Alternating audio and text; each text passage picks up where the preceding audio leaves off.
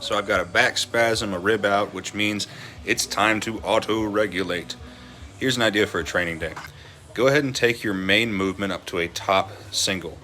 Then take 80% of your last successful single and back off to do 3 sets of 5.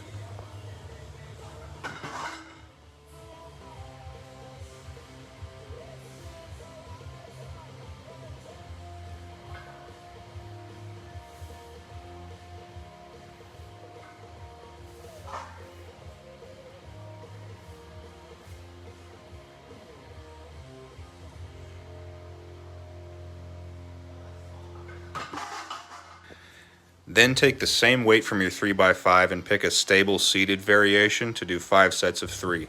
I just finished this training day and man, I'm glad I gave this a try.